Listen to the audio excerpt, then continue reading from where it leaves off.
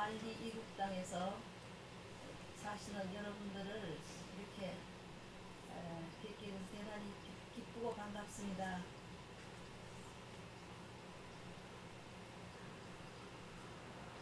우리가 앞에 이제 그 특비 소리에 맞추어서 다 같이 우리 산산이 흩어졌던 마음을 한데 모아서 우리가 이 물건, 무엇이 들어서 물건을 볼 수 있으며 소리를 들을 수 있는가 하고 생각을 집중해서 정신을 가져보겠습니다. 그래서 이런 말이 있어요. 한 생각 청정한 마음이 이 보량이다. 한 생각 청정한 마음을 가지는 것이 바로 보량이요. 바로 도량이. 그것은 마치 검은 유리, 자거 만호, 산호 호박, 그러한 진주 칠보를 가지고 탑을 쌓는 것보다도 한 생각 청정한 마음을 가지는 것이 그 수상하다고 했습니다. 왜냐하면은 고배로 만든 그 칠보로 쌓은 탑은 그것이 필경에 망가질 수 있지만은 한 생각 그 청정한 마음은 필경에 우리가 부처님이 됐기 때문에 그래서 한 생각 청정한 마음이 칠보 탑을 쌓는 것보다 더 수상하다고 했습니다. 밖에 제가 여기 잠깐 올라와서 보니까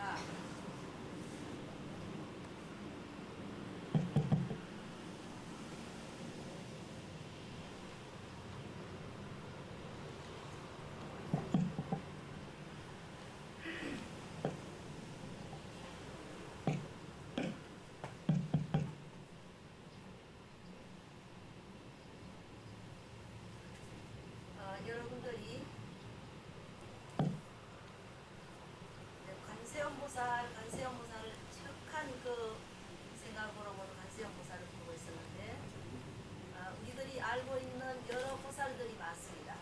지장보살, 대설이보살, 수보살, 고현보살 이러한 여러 보살이 있지만 이 관세음보살은 우리하고 가장 인연이 깊은 그런 보살인 것 같아요.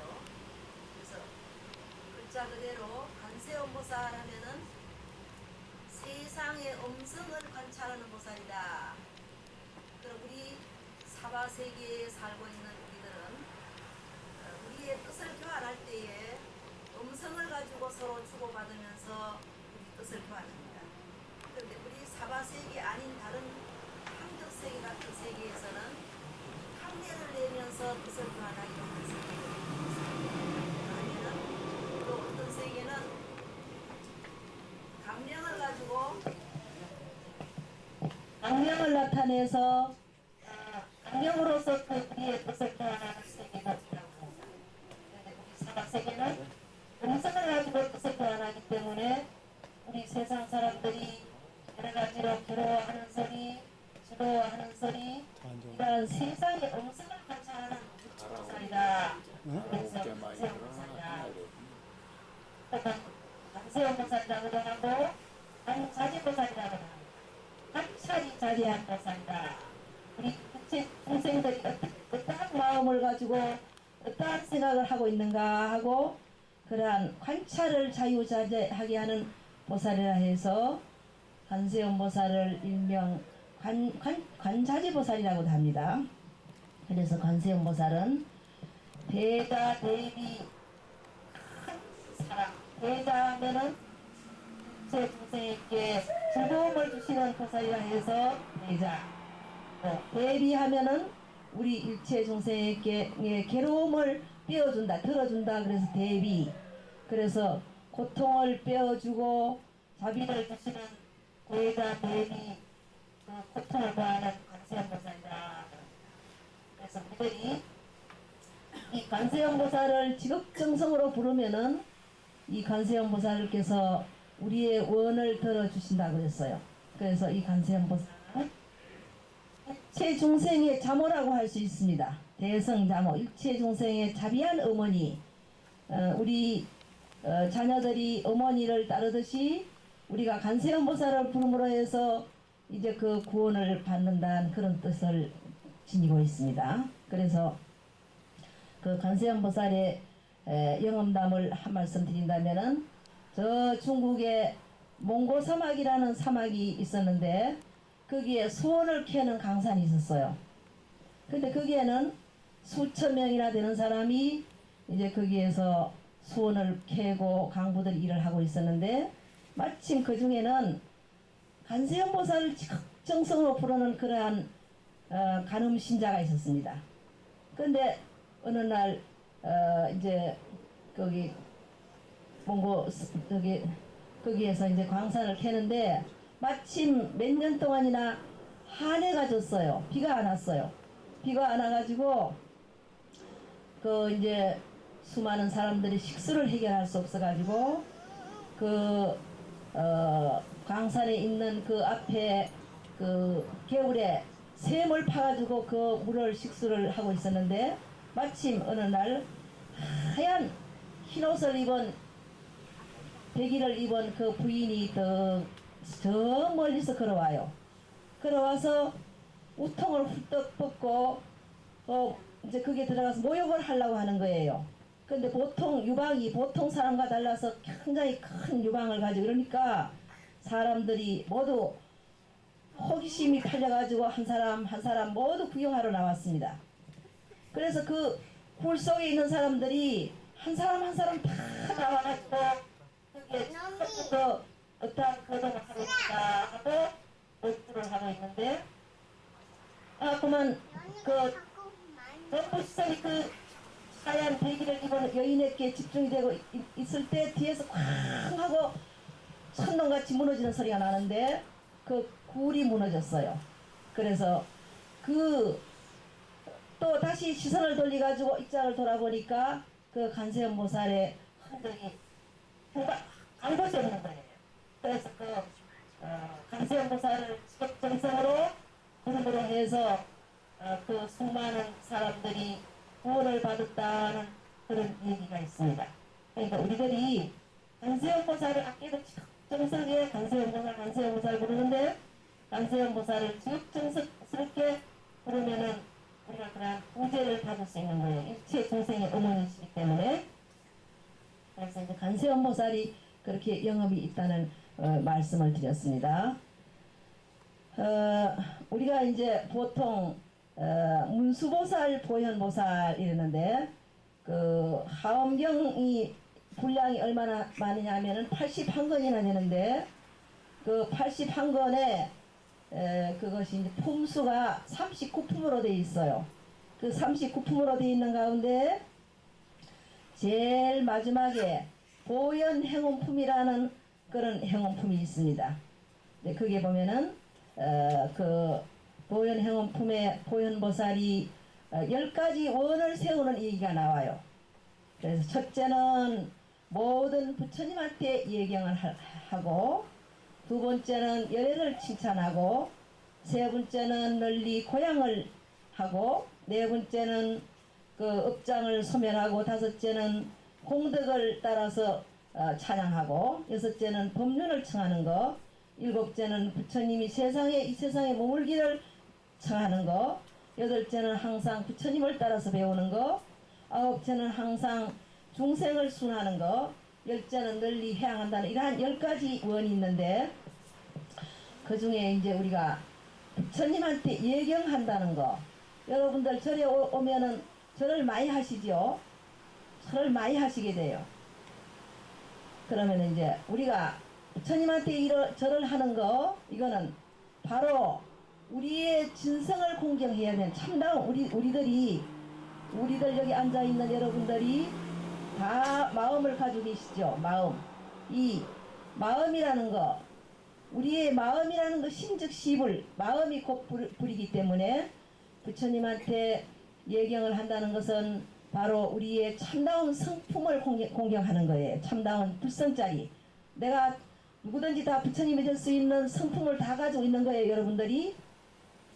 그렇기 때문에 열반경에 보면은 마음이 있는 자는 다 성불할 수 있다고 그랬습니다. 부처님만이 부처님이 되는 것이 아니라 마음을 가진 자는 다 부처님을 이룰 수 있기 때문에 부처님한테 절을 한다는 것은 바로 나의 참다운 성품을 공양하는 것이요. 또 내 마음의 그 어두운 생각, 좋지 못한 그 탐심이라든가 성내는 마음이라든가 어리석은 마음, 이러한 탐진치 삼독심을 굴복하는 뜻에서 그래서 우리가 부처님한테 절을 하는 겁니다. 그래서 이런 말이 있어요. 설사 생각 가운데 한량이 없는 부처님을 공양한다 할지라도 진실한 법을 알지 못하면은 그것이 참다운 고향이 되지 못한다는 그런 말이 있어요. 그래서 우리들은 부처님한테 예경하기 전에 우리의 참다운 성품이 무엇인가, 과연 내라는 것이 무엇인가 하고 한번 참고를 하는 것, 이것이 바로 아까 얘기한 것처럼 한 생각 청정한 마음을 내는 것이 바로 수도장이라 그랬습니다.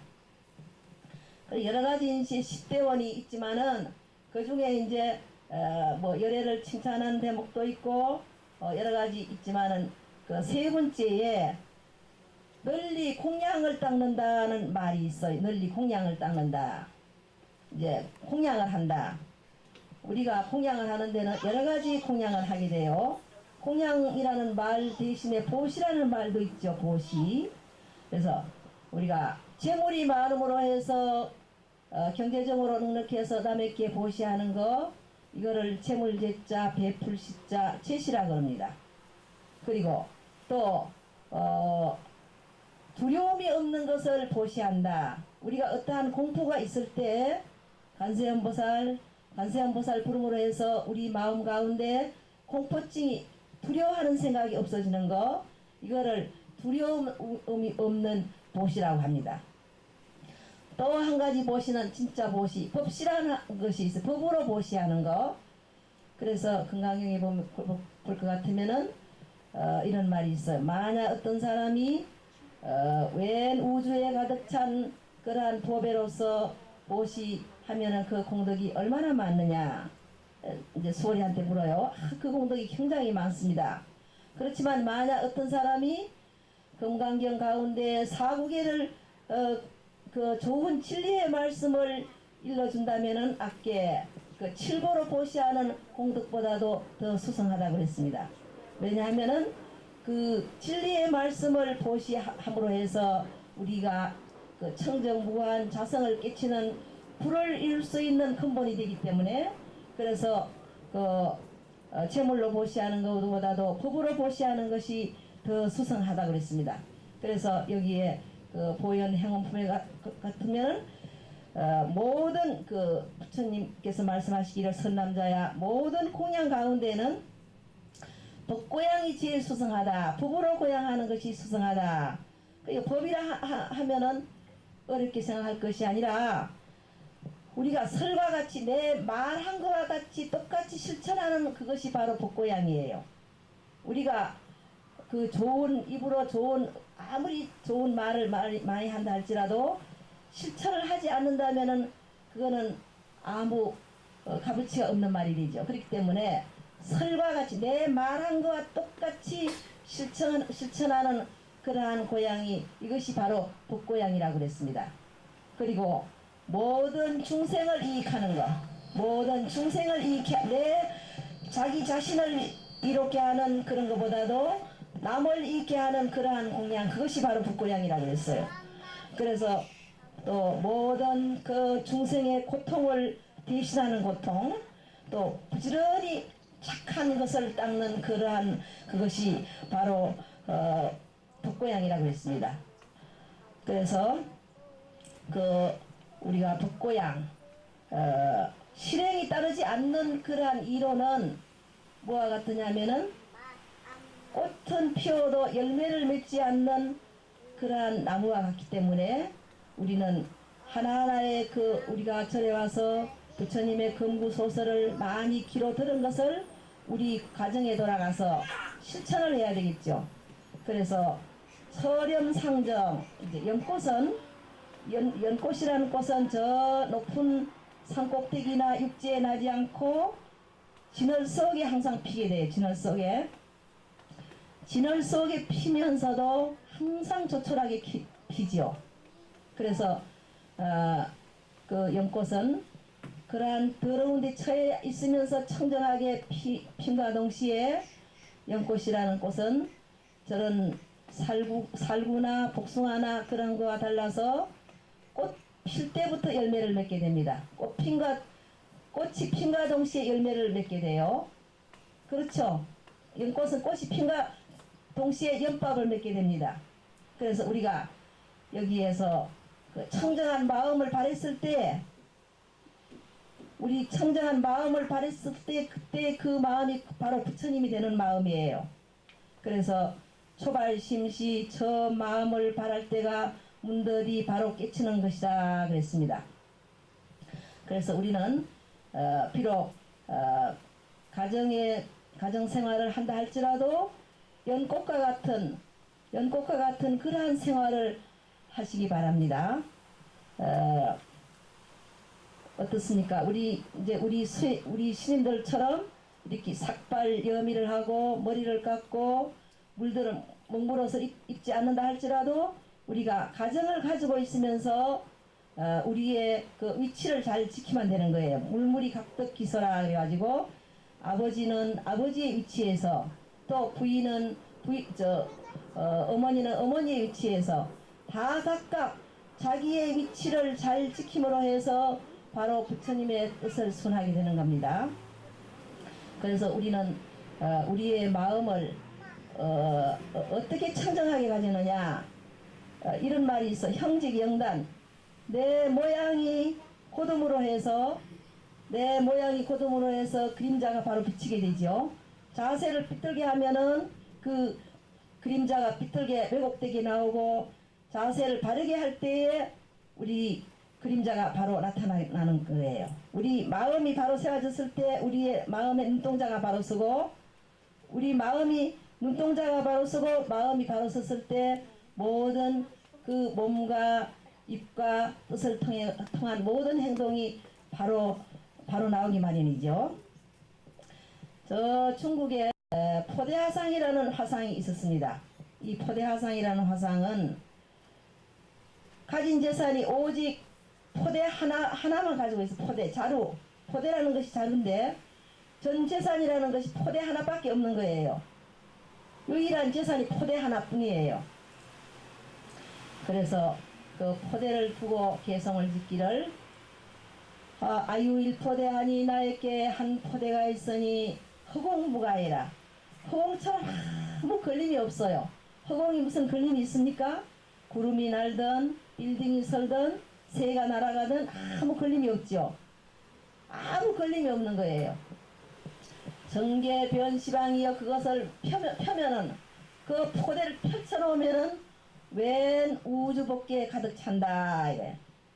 시방하면은 동서남북에다가 이제 동남방 서북방 또 이렇게 이제 간방을 합치면은 8방이 되고, 또 공간 상방과 하방을 보태면은 이제 시방이 되는 거예요. 십방이 열십자 모방자 십방이라 해야 되는데 보통 시방이라고 읽게 됩니다.